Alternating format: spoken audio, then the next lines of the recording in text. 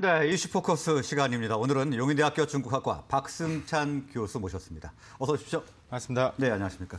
자, 오늘 이제 중국의 최대 행사죠. 양회가 시작되는데 관전 포인트 어디에 둬야 될까요? 저는 한 5가지 정도. 많네요. 네. 네. 그러니까 워낙 지금 중국이 처한 입장이 뭐 만만치 않기 때문에 우리가 5가지 정도는 봐야 된다. 네. 우리 경제나 산업 입장에서. 첫 번째가 이제 아무래도 이제 중국 경제 하방인데 이번에 리커창 총리가 이제 정부 업무 보고 아마 이제 내일이겠죠. 이 3월 5일 날이 이제 전인대 개막이고 오늘은 네. 이제 정협이니까 그러니까 내일 그런 부분에서 이제 성장률을 얼마나 제시할 것이냐. 뭐 지금은 대부분 뭐 5% 이야기를 하고 있습니다. 하고 있는데 이제 뭐 구체적으로 이제 몇 프로의 성장률을 이야기할까? 이게 첫 번째일 것 같고 두 번째가 이제 경기 부양책인데 돈을 얼마나 풀 것이냐, 이제 중점이 어디로 갈 것이냐. 그러니까 결국은 중국은 아마 이제 잡을 수 있는 것은 이제 결국은 과거에 대비해서 부동산을 잡았는데 부동산을 좀 완화를 하고 그리고 돈을 풀어서 인프라를 좀 이제 투자를 확대해야 되는 그밖에 없다. 그다음에 지금 코로나 때문에 지금 심각한 소비 확대 요 세 가지를 가지고 이제 경기 부양을 해야 된다. 여기에 구체적으로 돈이 어떻게 흘러 들어갈 것이며 어떤 업종으로 갈 것이냐 이런 것들도 우리가 좀 봐야 될 것 같고 세 번째가 이제 중국이 제로 코로나 하는데 야, 도대체 얼마나 이제 풀 것인지 중국의 네. 문을 이긴지 확신이 드는 것 같고 두 번째가 이제 또 중국은 정치 이슈를 또 같이 봐야 되거든요. 정치 경제이기 때문에. 부총리 이제 리커창 총리가 이제 내년이면 끝나는데 이제 부총리가 이번에 뭐 한 4번 정도 되시는데 한 나이의 규정에 의해서 이번에 뭐 한 3번 이제 바뀌어야 되거든요. 누가 이제 새로운 인물이 올 것이냐고도 봐야 될 것 같고. 그다음에 다섯 번째가 결국은 이제 기술 자립인 것 같습니다. 중국이 이제 반도체뿐만 아니라 여러 분야에서 이제 소부장 관련된 하기 때문에 그런 부분에서의 기술 자립에 대한 부분에 더 강력한 데이터 5G라든지 그다음에 우리가 말씀드렸던 여러 가지 뭐 디스플레이 반도체 부분에 여러 있는 부분에 있어서의 더 이제 지원, 뭐 육성 이런 부분들의 정책들이 아마 나오지 않을까라는 생각입니다. 네. 자, 그리고 그 중국에는 특이한 그 원칙이 있던데요. 칠상팔하. 67세 이하면은 유임, 68세면 은퇴. 이건 한살 차이인데 왜 이런 건가요? 이제 중국에서는 이제 기존에 이게 내려온 룰이기 때문에 67세까지는 되는데 네. 68세까지 한 살이요. 네. 근데 그걸 뭐 벗어난 분도 있었죠. 그저 있었는데 일단 그 룰이 존재는 하기 때문에 네. 이제 일반적 이런 원칙을 가지고 했을 때 말씀드렸다시피 이제 은퇴를 하는 분들이 많죠. 우리가 잘 알려져 있는 뭐 왕위 외교부장도 이럴 네. 것이고 그렇죠. 이런 분들 그러니까 지금 이제 한중 관계 한반도 이슈를 봤을 때 있어도 이번에 이제 어떠한 이제 20차 당대회가 이제 있는데 이제 올해가 이제 그런 여러 가지 측면에서 이제 매우 중요한 시점인데 많은 변화가 있을 거기 때문에 누가 새로운 직책을 맡느냐에 따라서 이 뭐 미중 관계, 한중 관계가 또 변화될 수 있기 때문에 이제 그런 측면에서 보시면 될 것 같고 그래서 이제 그 잣대는 계속 갈 것 같다. 칠상팔하 많이 들어. 67세는 유임, 68세는 은퇴. 네, 칠상팔하요. 네.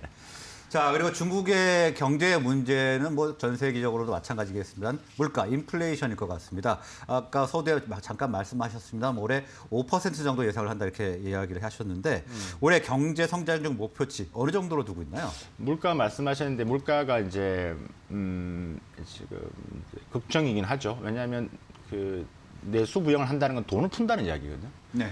돈을 푼다는 이야기는 결국 물가가 오른다는 이야기인데 그 물가가 안정돼야지 인프라 투자도 더 이제 확장이 될 수 있는 거죠. 그래서 이제 중국 정부가 이제 여러 가지 이제 뭐 금리 인하도 하고 있는데 지금 뭐 PPI나 CPI나 전반적으로는 그래도 좀 상승률이 좀 주춤하는 상황이긴 합니다. 네.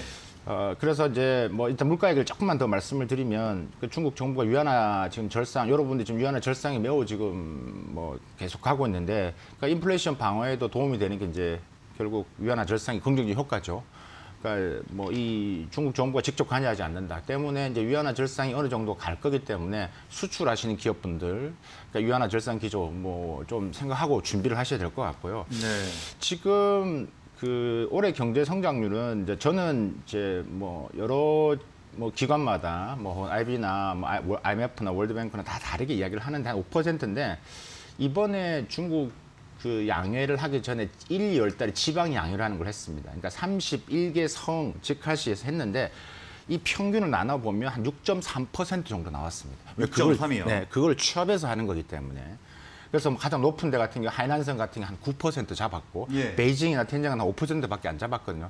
6%인데 실제 리커창 총리가 이제 발표를 할 때는 조금 아마 보수적으로 기존에 봤을 때 항상 그 기준치보다는 좀 안정적으로 보고 특히 올해는 지금 지금 소련의 지금 우크라이나 침공도 있기 때문에 대외적인 불확실성이 있기 때문에 한 5에서 5.5% 정도 그거를 제시를 할 거지만 하지만 속내는 6% 해야 된다라는 게 네. 있을 겁니다. 6% 해야지만 중국 지금 시진핑 주석 3년임으로 가기 위해서 스무스하게 가기 위해서는 그게 가장 큰 부분이기 때문에 아마 발표는 그렇게 하더라도 6%를 목표를 가지고 아마 전반적인 부양책 그다음에 이런 육성 정책이 아마 나올 것 같습니다. 네, 일단 보수적으로 발표를 해서 5에서 5.5%지만 속내는 6% 이상일 것이다 이렇게 기반 말씀을 성장을 아마 해주셨고. 얘기할 것 같습니다. 네, 아무래도. 그리고 위안화의 절상 기조도 염두에 둬야 된다 이렇게 말씀을 해주셨습니다.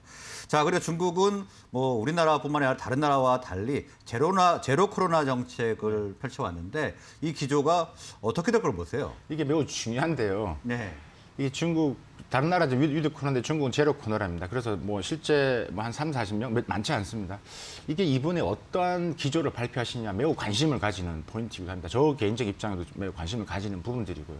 예, 근데 이게 고민스러울 겁니다. 방역과 경제 성장을 같이 해야 되기 때문에 중국 경제 성장에서 소비, 그다음에 서비스 산업이 차지하고 있는 게 매우 큽니다. 소비는 전체 GDP 경제 기여율을 한 64.8%를 차지하죠. 3차 산업 서비스업은 한 54.5%. 그러니까 두 개가 결국 이게 이동을 해야지는 되는데 이걸 막고 있기 때문에 지금 중국 경제가 더 힘든 거거든요. 네. 그래서 이걸 풀어야 되는데 그런데 또 이 코로나 올해가 지금 9월 달에 항저우 아시안 게임도 있고 10월 당대리 있죠. 이런 이벤트가 있기 때문에 내부적인 것은 내부적으로는 좀 완화를 하겠지만 근데 우리가 대외적으로 그러니까 지금 해외 입국에 대해서는 여전히 지금은 베이징 같은 경우는 3주, 심하면 4주까지 하거든요. 지정된 데. 4주요? 네. 근데 상하이 같은 모델을 좀 적용할 수 있다. 상하이가 이제 2주는 지정된 데서 격리를 하고 나머지 한 주는 자기 집이라든지 네. 원하는 데 가서 할 수가 있거든요. 그러니까 이런 완화적인 측면은 가능할 것이다. 하지만 우리가 생각하는데 완전히 해외 입국자를 개방한다? 이런 식은 기대하기 올해까지는 쉽지 않을 것이라는 게 제 개인적인 생각이고요. 내수를 위해서는 자국민한테는 조금 문을 더 완화되는 게 아마 나오지 않을까라는 좀 조심스러운 추측을 해봅니다. 네. 자, 그리고 경제 정책 부양을 위한 정책이 주목되고 있는데 증시 내에 주목할 만한 이제 수혜 산업이 있다면 어떤 게 있을까요? 일단은 핵심적으로 말씀은 일단 경기 부양 아까 말씀드렸지 않습니까? 이번에는 고정자산 투자 쪽이 몰릴 것인데 그 중에서 신형 인프라 쪽이 아마 핵심일 겁니다. 그래서 이제 과거와 같은 이제 우리가 굴뚝 산업이 아니라 좀 신형 인프라인데 그래서 이제 이런 고정자산 투자 확대가 된다라고 생각을 하고 그다음에 소비 진작 아까 제가 말씀드렸지 않습니까? 이렇게 네. 봤을 때는 결국 이제 철강 우리가 생각할 수 있는 화학, 해운, 조선, 반도체 그러니까 이런 우리 국내에 관련된 관련주들 중국과 연관성 있는 이 경기 민감주에 있는 종목들이 분명히 이제 어느 정도 영향을 미칠 것이고 디지털 소비, 이커머스 이런 활성화에 따라서 국내 화장품주라든지 이런 것들도 소비주가 자연스럽게 아마 수혜가 나타날 것으로 보여집니다. 일단은 제가 아까 수출 기업들 말씀드렸다시피 지금 소련의 우크라이나 사태로 이제 인해서 지금 이제 소련은 이제 중국 밖에 없기 때문에 네. 지금 이제 미국 중 스위프트에서는 퇴출된 상태에서는 이제 중국 위안화 결제 시스템 그러니까 칩스 쪽으로 이제 완전히 방향을 틀어야 되기 때문에 이제 그런 측면에서 가지고 올 환율의 변화를 특히 우리 기업들은 관심을 가지시고 투자자 입장에서는 아까 말씀드렸던 그런 핵심 산업군들의 대표주들을 뽑으시면 아마 이제 이번 양해와 좀 접목적인 되는 종목들이 나타나지 않을까라는 생각입니다. 네, 소유주에 좀 관심을 가져야 할 것 같은데 지금 오늘 방금 전에 저희가 방송을 하면서도 말씀드렸지만 네. 환율이 굉장히 급등세를 좀 보이고 있습니다. 네. 아무래도 러시아의 스위프트 퇴출도 이런 영향을 좀 미친 것 같은데 어떤 준비를 좀 해야 될까요? 일단은 지금은 우리 기업 입장에서 말씀이죠. 네. 일단 불확실성이 강하기 때문에 지금 이제 이 수출 위주로 하는 기업들 같은 경우는 제가 말씀드릴 일단은 지금 올 상반기까지 위안화 절상이 매우 강하게 지금 드러날 겁니다. 그러니까 중국 정부가 막지는 않을 거라는 이야기죠. 예. 지금도 꽤 높거든요. 그러니까 이게 좀 있기 때문에 이걸 미리 알고 이제 뭐 수출하신 분 변화 좀 주목하시고 준비를 좀 하셔야 될 것 같다는 생각이 들고 네.